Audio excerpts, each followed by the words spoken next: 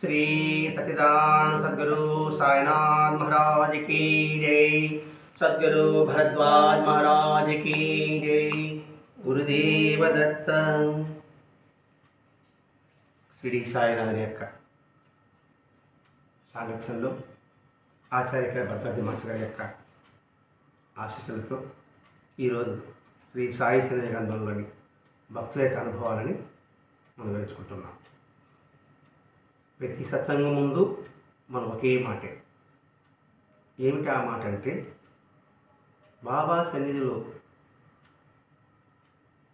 బాబా యొక్క అనుగ్రహాన్ని చవిచూసిన భక్తుల యొక్క అనుభూతిని హృదయస్పందనతో మనం గ్రహించగలిగితే అటువంటి అనుభూతి వారి చరిత్ర చదువుతున్నప్పుడు మనము అటువంటి అనుభూతి పొందగలం. ఆ అనుభూతిలో అద్భుతమైన ఆనందం నిండి ఉంటుంది. ప్రతి ఒక్కరూ మనం కోరుకునేది ఆనందమే. ఆ ఆనందం సులభంగా మనకి అందించేదే సాయి సన్నిధి గ్రంథం. ఇక్కడ సాయి సన్నిధి గ్రంథం చెప్పుకున్నాం కాబట్టి సాయి సన్నిధి గ్రంథం చెప్పుకుంటున్నాం.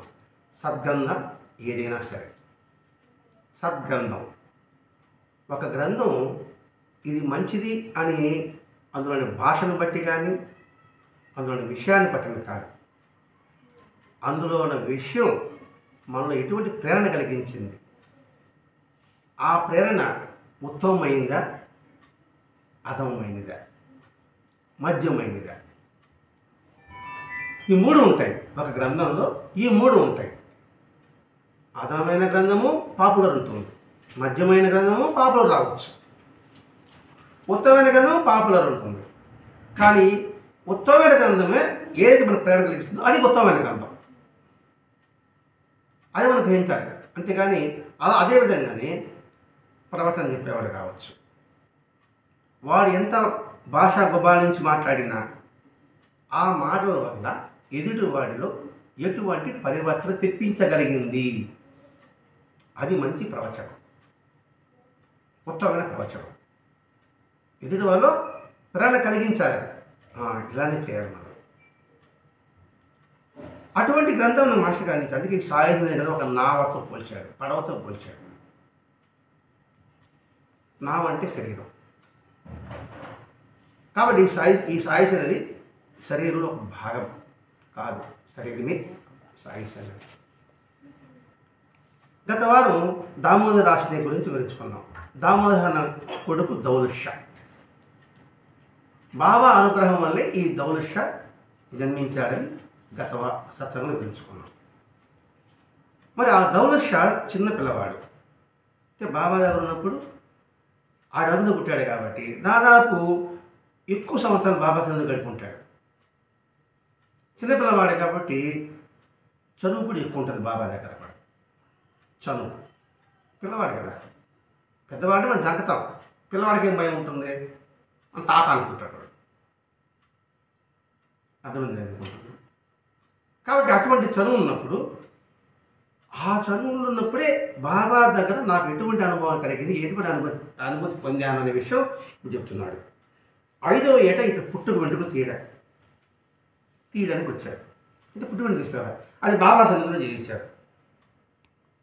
పుట్టు వెంట్రుకలు వీళ్ళు వేరే ఊరు షిరిడీకి వచ్చి అక్కడ పుట్టు వెంట్రుకలు తీశారు 5వ సంవత్సరం అప్పుడు. కారణం బాబా అనుగ్రహం వల్ల మాకు జన్మించాడు. ఆయన సన్నిధిలో ఏ కార్యం చేసినా అది ఉత్తమమైన ఫలితం ఇస్తుంది. అందుకని ఇక్కడే అది కృతజ్ఞతలో ఒక భాగం అండి. మనం ఏ సహాయం పొందామో దాని కృతజ్ఞత భావాన్ని వ్యక్తపరచుకోవడమే.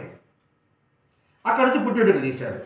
అప్పుడు బాబా ఇక చేయి పట్టుకొని పలక మీద హరి అని రాయించాడు. ఎంతటి అదృష్టం అది! అంటే తండ్రి చేసిన పూజా ఫలితం అనేది బిడ్డలకు సంక్రమిస్తుంది అనేది గుర్తుపెట్టుకున్నప్పుడు మనం ఎలాంతగా ప్రయత్నం చేయాలి, తల్లిదండ్రులుగా మన బాధ్యత ఏ విధంగా చేసుకోవాలి. మన ప్రవర్తన బట్టి పిల్లల ప్రవర్తన ఉంటుంది. అని గుర్తించగలిగామనుకోండి, మన ప్రవర్తన ఎలా అండి మలుచుకుంటాం. మనం ప్రవర్తన పరిశుద్ధంగా ఉంటేనే, పవిత్రంగా ఉంటేనే మన బిడ్డలు కూడా అలా ఉంటారు. మన ఏదైనా పూజా ప్రచనలో భాగం వాళ్ళకు కూడా అందుతుంది, చెందుతుంది. ఇప్పుడు బాబా చేయబెట్టుకొని హరి అని పదం రాయించాడంటే, అక్షరాభ్యాసం చేయించాడంటే, బాబాకు ఒకటి రాలితేనే ఎంతో పవిత్రం అనుకుంటున్నాం. అవి దొరికితే మహా అదృష్టం అనుకుంటున్నాం. అది బాబా స్వహస్తాలతో చేయి పట్టుకుని రాయించాడంటే మరి ఎంతటి అదృష్టం, ఎన్ని జన్మల పూర్వ పుణ్యము. మనం కూడా అటువంటి పుణ్యం సంపాదించాలి. మనం కూడా మహాత్ముల చేతిలో మన స్త్రీల స్పర్శ కూడా అత్యంత పడాలి అనుకున్నప్పుడు ఇప్పటి నుంచి కూడా శుద్ధి చేసుకుంటూ రావాలి, ప్రయత్నం చేయాలి. ఆ అక్షరాభ్యాసం బాబాతో అయింది. స్కూల్కి వెళ్ళడం ప్రారంభించాడు. మాస్టర్ గారు అక్షరాభ్యాసం చేసే వాళ్ళు ఎంతమంది ఉన్నారు? వాళ్ళంత అదృష్టవంతులు. ఆయన ఒళ్ళో కూర్చోబెట్టుకొని దిద్దించిన సందర్భాలు పడుతున్నాయి మాస్టర్ గారు. అంటే వారైతే జరిగిన పుణ్యము, వాళ్ళ పుణ్యము అనుక మనము అటువంటిది పొందాలి అని భావించుకోగలగాలి. ఇతడు 5 సంవత్సరం అక్షరాభ్యాసం, 7 సంవత్సరాల తర్వాత బాగా సేవ చేసేవాడట. ఏదో ఒకటి కాళ్ళు వత్తడం, చేయొత్తడము, ఏదో ఒక పని అలా చేస్తూ ఉన్నారు. చేస్తూ ఉంటే ఆ సమయంలో బాబా పిల్లలకి మిఠాయి మాట వస్తున్నాడు. ఆ మిఠాయి మస్తా అంటే చీయాలి కలుగుతుంది. చిన్నపిల్లలు, పెద్దోళ్ళకే మనకు చలిస్తుంది. ఆ మిఠాయిలు పెడతామంటే ఈ కాళ్ళు విపరీతంగా ఆగిపోయింది. ఆగిపోతే వాళ్ళ నాకు గంటగా పుట్టింది. ఆపేసారు పని. వెంటనే బాబాయ్ ఉన్నాడు, ఊరుకోండి మామ అసలు చేస్తున్నాడు, పని శ్రద్ధ లేదు అని అంటున్నా వాళ్ళమ్మ. వెంటనే బాబా అన్నాడు, ఇంత పెద్దది అనేది ఎందుకు పిల్లవాడు పడతావు? పిల్లవాడికి ఏం తెలుసండి? నువ్వు శ్రద్ధ గురించి మాట్లాడుతావు, నువ్వు ఆ శ్రద్ధ మనలో ఉందా అని మనం చూసుకోవాలి. ఎందుకంటే మా పిల్లల పట్ల అలా ప్రవర్తించాను కదా, నువ్వు వాళ్ళ శ్రద్ధగా ఉండమంటావు, నువ్వు శ్రద్ధగా ఉన్నావు అని మనం చూసుకోవాల్సిన అవసరం ఇక్కడ ఏర్పడుతుంది. వెంటనే బాబా సేవ చేసే సద్బుద్ధి నాకు ప్రసాదించమని బాబాను ప్రార్థించిందట. మా పిల్లవాడు ఏదో గద్దెప్తున్నాడు, వాడికి శ్రద్ధ ఏర్పరిచిన ఆయన అని ప్రార్థించింది. అప్పుడు అంటున్నాడు, ఆ పిల్లవాడు నా సేవ బాగానే చేస్తున్నాడు, భగవంతుడు వీడికి శుభ్రమైన కోరికలు అనుగ్రహిస్తాడు. భగవంతుడు ఏం కోరిక? శుభ్రమైన కోరికలు. అంటే ఏది శ్రేయస్సో అది ఇస్తాడు. మన మాత్రం పట్టదు. ఈ ఒక్క అంశంలోనే చూడండి, పిల్లల పట్ల మన ప్రవర్తన ఎలా ఉండాలి. పిల్లలు ఆ పని చెడగొట్టినది ముద్దుగానే ఉంటుంది. కాబట్టి ఇక్కడ నువ్వు ఎందుకు వాడు బాగా సేవ చేస్తున్నాడు, వాడి పిల్లవాడు బుద్ధి అట్ట మిఠాయి మీద పడింది, అది సహజం. దాని పని మీద కోపడి మీద పడే సంగతి. 12వ ఏట షిరిడి వెళ్ళారు. వెళ్తేనే అప్పుడు ఈ 100 రూపాయలు ఉన్నాయట ఆ పిల్లవాడు. అంటే బాగా సిద్ధపడాడు. మొట్టమొదటి నాన్న ఏ వ్యాపారం చేసుకునేవాడు? గాజులు అమ్ముకునేవాడు. అంటే ఎంత పేదరికంలో ఉన్నారు. అభివృద్ధిలోకి వచ్చారు. బాబా ఒకసారి దక్షిణ అడగ ప్రారంభించాడు. దక్షిణ అంత తర్వాత 20 రూపాయలు మిగిలాయి. మళ్ళీ అడిగితే మన పరిస్థితి ఏంటి అని ఆలోచిస్తూ ఉన్నారు. ఎదురుగా మంచిదని చెప్పేసి సరే ఊరు నుంచి మనీ ఆర్డర్ కావాలని 20 రూపాయలు తెప్పించుకోవాలని లెటర్ రాశాడు. ఇది 20 రూపాయలు ఉన్నాయి. అది రాకపోతే ఈయన అడగతున్నాడు. వెంటనే బాబా అన్నాడు, వస్తుంది కదా అన్నాడు. అది వస్తుందిలే నుంచి నా డబ్బు ఇచ్చాడు. అంటే ఇక్కడ బాబాకి డబ్బు ప్రధానమా, వాడికి ఏమాత్రం శ్రద్ధ విశ్వాసం ఉంది అనేది ప్రధానం. నీ బాబు నేను చూసుకుంటానురా అని అభయమా? ఇట్లా అన్ని కొనాలో మనం చూసుకుంటున్నానండి. లేకపోతే ఎందుకు పదే డబ్బులు అడుగుతున్నాయి మా బాబు? అంటే ఇక్కడ నువ్వు రాదే ఆందోళన పడుతున్నావు. ఏది మనం రాశాం కదా, పంపించే నా ఛార్జీలకు ఉంటుంది ఆలోచిస్తున్నావు. అవి తప్పకుండా వస్తాయి. అంటే అభయ ప్రదాత బాబా అని వీటన్ని ఎందుకు చేస్తున్నాడు? మన స్థిరత్వం, దృఢ విశ్వాసం ఏర్పడడం కోసమే. ఎవరి మీద? ఆయన మీద పట్ల కాదు. భగవంతుడు సర్వవ్యాపకుడు, సర్వజ్ఞుడు, సర్వసమర్థుడు. ఆయన ఏదైనా చేయగలడు, ఏదైనా తెలుసుకోగలడు, అంతటా ఉండగలడు. ఆ భావం స్థిరపరచడం కోసమే. అనవసరం నువ్వు ఆందోళన పడవద్దు. నీకు ఎప్పుడు ఏది కావాలో సంప్రాప్తి చేస్తాడు. మన జీవితం జరుగుతూ ఉంటుంది, టెన్షన్ పడిపోతుంటాం, జరగదు అనేసి. సాఫీగా జరిగిపోతుంది. మన సమయాన్ని జరిగినట్టుగా మన బుడి అలా జరిగింది. టెన్షన్గా ఉన్నాము. ఆ బుడి అసలు ఇది అయిపోయింది అనిపించింది. మరి ఎలా అయింది? ఎంతోమంది చూశారు, వాళ్ళు వచ్చి వాళ్ళు ఆ పనులు కల్పించుకున్నారు, పని జరిగిపోయింది. అంటే ఇవి చదవడం వల్ల కదా అటువంటి విశ్వాసం ఏర్పడుతుంది. లేకపోతే ఒక అడుగు కూడా ముందుకు వేయలేదు. ఆ నింపడం కోసమే బాబాయ్ లేలని చేయడం. ఇంకా వెంటనే బాబా ఒకటి అన్నాడు, నాకెవడు ఒకటి ఇస్తాడో నేను వాడికి 5 ఇస్తా, 5 ఇచ్చిన వాడికి 10 ఇస్తా, 1కి 2 ఇస్తా, 5కి 10 ఇస్తా. అంటే ఇది లౌకికంగా మనం చూసుకుంటున్నాం. లౌకికం కూడా కరెక్టే, పారమార్థికంగా కూడా చూసుకోవాలి. అంటే లౌకికంగా నేను 5 రూపాయలు ఇస్తే నాకు 10 వస్తుంది, 5,000 దేవుడికి ఇస్తే ఒక 50 లక్షలు వస్తుంది, అది ఓకే. అంటే ఆయన సమర్పించి ఎన్నున్నట్టు ప్రతిఫలం వస్తుంది. అది ఎక్కడ దూరం వెళ్ళా. ఒక విత్తనం వేస్తాను, ఎన్ని కంకులు వస్తున్నాయి, అది బొమ్మ సృష్టి కదా. ఒక విత్తనం వేస్తాను మనం, మరి నాటుతాము, మరి ఎన్ని కంకులు వస్తున్నాయి అందులో, అది గుర్తున్నది మనకి. ఒక టెంక నాటుతాను, ఎన్ని మామిడికాయలు వస్తున్నాయి, అది బొమ్మ సృష్టి కదా. ఇలా ఉంటాడు ఎవడా నిరంతరం అనంతం చేసేవాడు. ఆ చెట్టును చూసినా, పొట్టను చూసినా, కొండను చూసినా కూడా ఇది సాధన కదా. అది పరమార్థికంగా కూడా అసలు ఈ మాటలకు వేరొక నిగుణ అర్థం కూడా ఉంది. రాస్తున్నాను మాట నన్ను ఆలోచన చేయించడం. ఏ కారణం ఉంది ఆలోచిస్తున్నాం కదా. ఇప్పుడు మామిడి టెంక సరిపోదా? ఒక వడ్ల కింద సరిపోదా? పారమార్థికంగా కూడా ఉంటుంది. బాబా ఒక అడుగు వేసి 10 అడుగు వేస్తా అన్నాడు. నువ్వు కొంత సమయం నాకు కేటాయించు, నీ మనసును నాకు సమర్పించు, నేను నీ వాడవుతాను. సమయం కాలం సమర్పించమన్నాడు ఆయన, నీ వాడవుతా అన్నాడు. శ్రద్ధాసపూరి ఇస్తే నీ వాడవుతా అని చెప్పాడు. మన ఇచ్చే సమయం ఎంత 10 నిమిషాల సమయం ఇస్తే ఆయనకి ఆనందం మనకి ఎంత సరిస్తున్నాడు అది చెప్పండి. మా శ్రద్ధ 1 గంట ఇచ్చాము, ఆ గంటకి కనీసం ఇంకో గంట ఎగస్ట్ చేసుకుందాం. 5 గంటలు ఉన్నట్టుగా కొంతమంది అనుకుంటారు. వాళ్ళు కూడా పండగనే తెలియడం లేదట కొందరికి, వారాలే తెలియడం లేదంట. వాళ్ళ స్థితి మనకు వద్దు, మన స్థితి మనం మాట్లాడుకుంటాం. ఒక గంట ప్రసాదంగా ఉంటాయి కదా, మరి మేలే కదా. ఇట్లా పరమార్థం కూడా చూసుకోవడానికి కూడా ప్రయత్నం చేయమని ఇక్కడ చెప్పడం. అంటే చూడగలిగితే ఎంతటా భగవంతుని దర్శనమిస్తాడండి. ఇవన్నీ సృష్టి ఆలోచనకి ఈ అద్భుతమైన సృష్టి. ఇప్పుడు నాకు ఖాళీగా నాకు బోర్ అనిపిస్తుంది.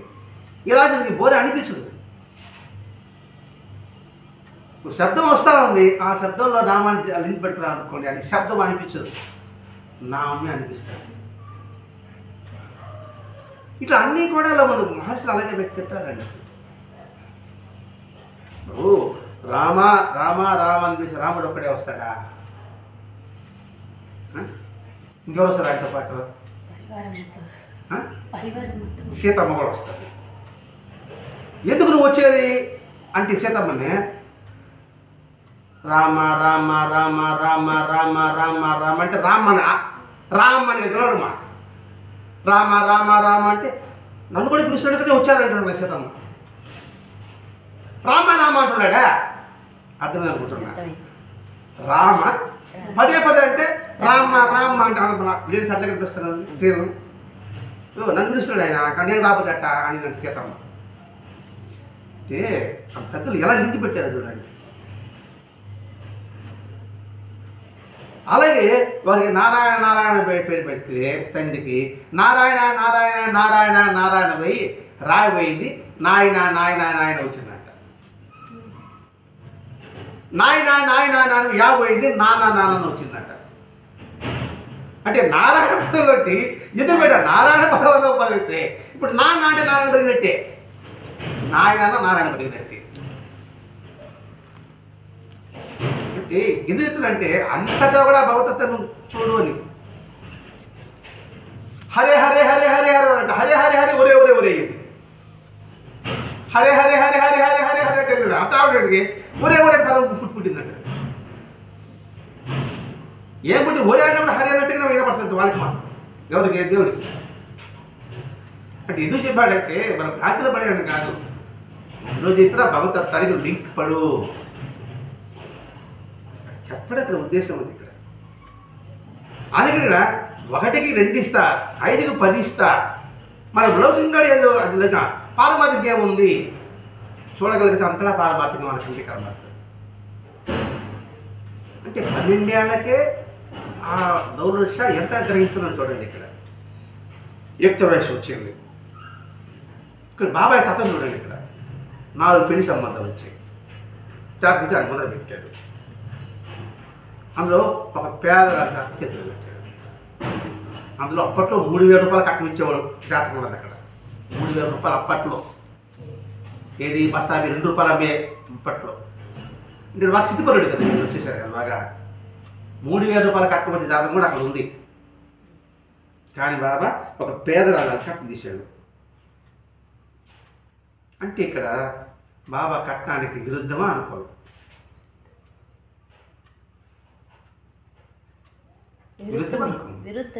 ఇది నేను చదివేస్తా. మహాభక్తుని బాబా టెంపుల్ కట్టేశా. నా కొడుకు మాత్రం నేను కట్నం వస్తా ఉన్నా. ఎవరైతే కట్నం ఇస్తారా ఎవరైతే బంగారం పెడతారా అని ఆలోచిస్తున్నాను నేను బాబా భక్తుడిని. బాబా కోసంగా బ్రహ్మాండంగా అన్నదానాలు పెట్టాను. బాబా పేరుతో అన్నదానం చేశాను. అందుకే తను మనిషిని గౌరవిస్తున్నాం, మాటను గౌరవించడం లేదు. మాటను గౌరవించకపోతే మనిషిని కూడా గౌరవం లేదంటారు. ఒక గొప్ప వ్యక్తి ఇంట్లో తీసుకొచ్చుకు పెట్టి ఆయన మనసునికే మనం చేయకపోతే ఆయన ఎలా కూర్చుపోయి ఆయన ఎందుకు వచ్చారు రబ్బ అనుకుంటాడు. ఇప్పుడు వెళ్ళిపోదామా అని చూస్తాడు భగవంతుడు కూడా.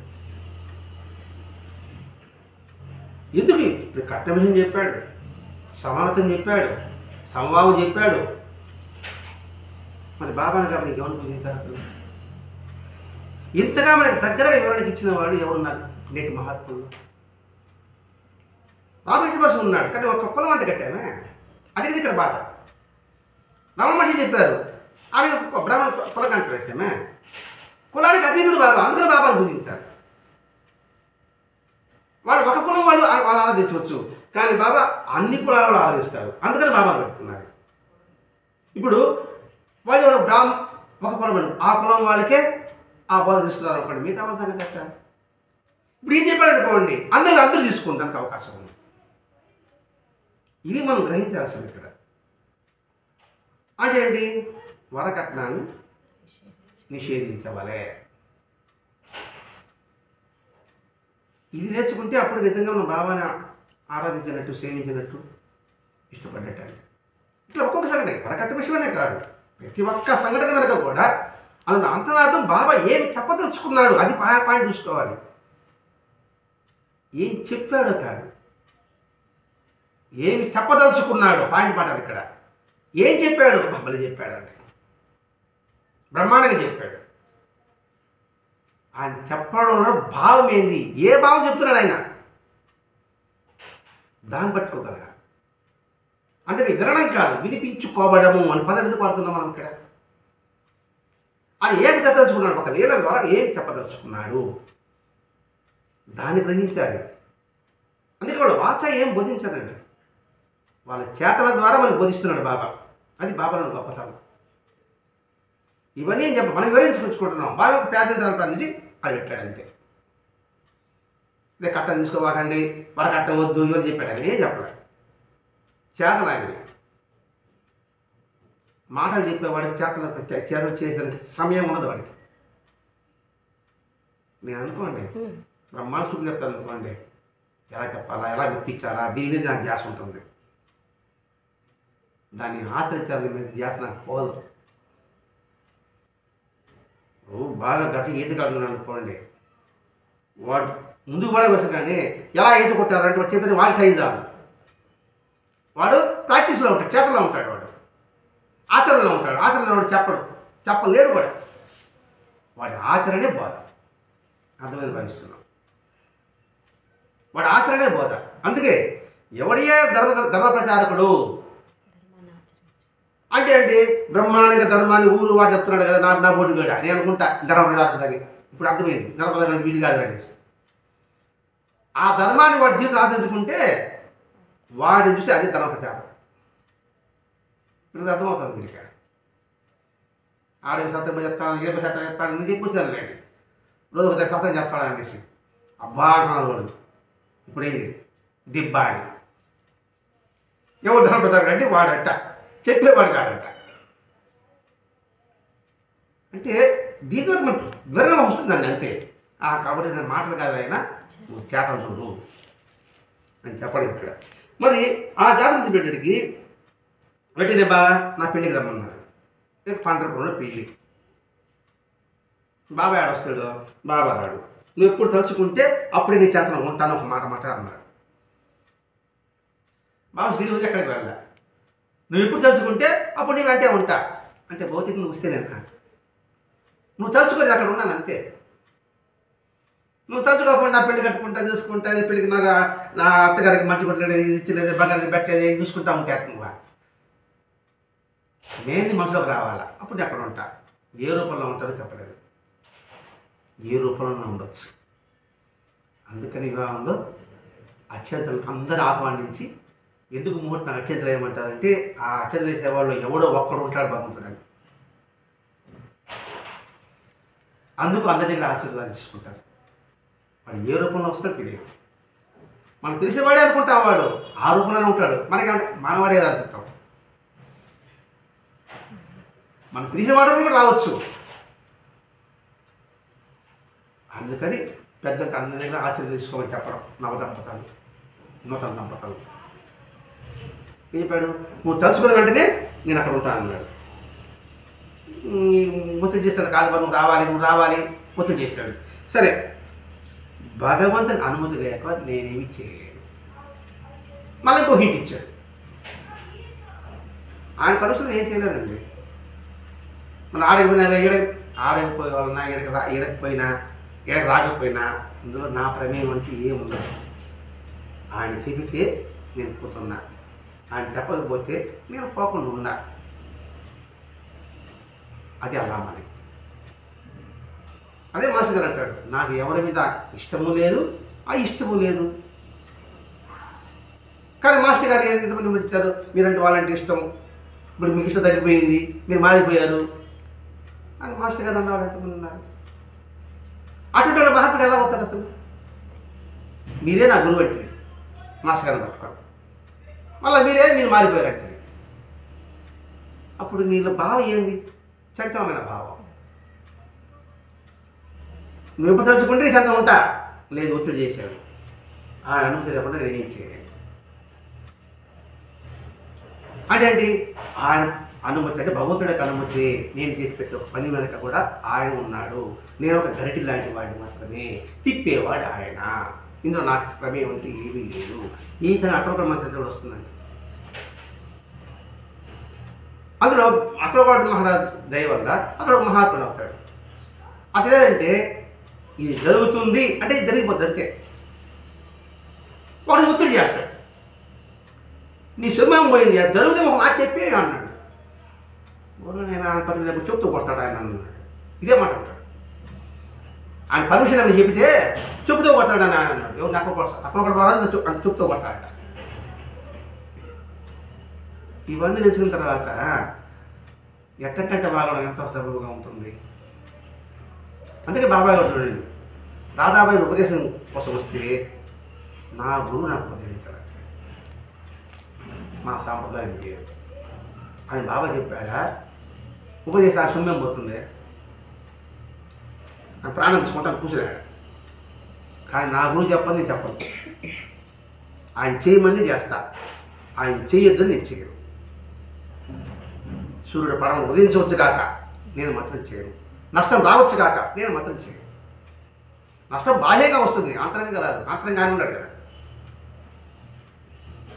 ఈ ఒక్కరు గుర్తుపెట్టుకున్నాను అనుకోండి, ఆయన చెప్పిన ప్రతి ఒక్క వాక్యం అవగాహన చేసుకుంటే ఆయన చెప్పిన వ్యతిరేకంగా పని సంగతి దేవుడు ఆలోచన కూడా రాదు. అది వ్యతిరేకంగా ఆలోచన కూడా రాదు, భావాలు కూడా రాదు. ఆయన మాట కట్టుబడి ఉంటాం. అది అది దృఢమైన విశ్వాసం నెలకొల్పడానికి కోసమే బాబా ఏం చెప్తున్నా వస్తున్నాడండి. నీ చేతనే ఉంటానప్పుడు మనకి ఉన్నాడు, ఎప్పుడు వస్తాడు. ఇక ఆయన పర్మిషన్ లేదు, నేను రాను మన స్మృతికి చెప్పాడు. సరే నా తరఫు శ్యామరావు తీసుకోమని అన్నాడు. ఇంకా ఒత్తిడి వేసినా కాబట్టి నా తరఫున శ్యామని తీసుకో. శ్యామ వచ్చాడు పెళ్ళికి. అంటే పెళ్ళికి రావడము పోవడం ఉద్దేశం కాదు, ఆ చెప్పిన బాబా మాటల ఆంతర్యం మనం గుర్తించాలి. ఇవన్నీ చూశాడు ఈ దౌలత్ షా. చూసినప్పటికీ ఏ మహనీయుని దర్శించినా బాబా రూపంగా భావిస్తాడు. ఎవరైనా కావచ్చు కాదు, బాబా రూపంగా. ఇదే భరద్వాజ మాస్టర్ గారు ఒక అనామకుడు సాధువు అన్నారు. ఆయన కూడా మొక్కాడు మా మాస్టర్ గారు. ఎందుకు వాడు మొక్కాడు? అందరూ బాగా చూస్తున్నా అది ఆలోచిస్తున్నాడు. అలాగే దౌలత్ షా ప్రతి ఒక్క మహా దర్శించిన బాబాని లోపల చూసేవాడు. ఎవరు చూసినా సమసద్గురు సాయినారాయణ మహా ఏమనని చూడ ఆయన సమసద్గురు సాయినారాయణ మహా అని నమస్కారం పెట్టాడు. మూలం ఆయన, ఆ మూలమే ఇన్ని రూపాల్లో ఉంది. అంటే ఒక చెట్టుకి మూలం తల్లి వేరు, అది మూలం. దాని గురించి పెట్టుకోవాలి. మా చెట్టు బ్రహ్మాండంగా ఉంది, మంచి పండ్లు ఇస్తా ఉన్నాయి, తల్లి వేరు లేకపోతే తల్లి ఇస్తే పండ్లు అట్లా దాని మూలం మర్చిపో. అందుకే బాబా అల్లా మాలి భగవంతుడు ఇది మాని భగవంతుడు ఇది మాని అని పదే పదే పదే పదే గుర్తు చేయడం. నారాయణ మహారాజు గారిని కేట్కాంబేట్లో ఉంటే ఆయన దగ్గరికి వెళ్ళాడు. ఎవరు? ఈ దౌలత్ షా. ఆయన ఏం చెప్తున్నటువంటి ఇక్కడ, నీ ప్రారంభ సంతానం సచ్చితాలన్నీ అక్కడే ఉన్నాయి, నీ గురువే పరమ గురువు, ఇక్కడికి ఎందుకు వచ్చావన్నాడు. అంటే బాబా యొక్క దివ్యత్వం మనం గుర్తించాలండి. ఎవరైనా ఒకరికి వస్తే అబ్బా మన ఖాతాలో ఒకటి పడ్డాడు అనుకుంటాడు. కానీ నారాయణ మహారాజు చెప్పాడు, నువ్వు ఎందుకు ఇక్కడికి వచ్చారని ఆడవ దగ్గర వచ్చేసి మనం పరుగులెడుతూ ఉంటాం. ఎవడొకడు కనబడకూడదాడు, వాడు మన దగ్గర రావాలి, వస్తారు.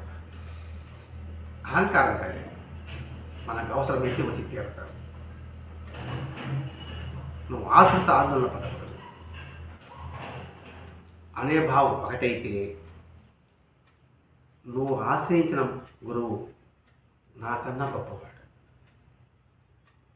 ఇప్పుడు ఎలా అయిందంటే బాబా లేడు, మాస్టర్ గారు లేడు, నన్ను పట్టుకున్నాను అనుకోండి, ఆయనే పరమ గురువు అనే భ్రాంతిలో పడిపోతున్నారు. ఎందుకంటే కంటికి కనబడుతున్నాడు కదా, వాళ్ళు లేరు కదా.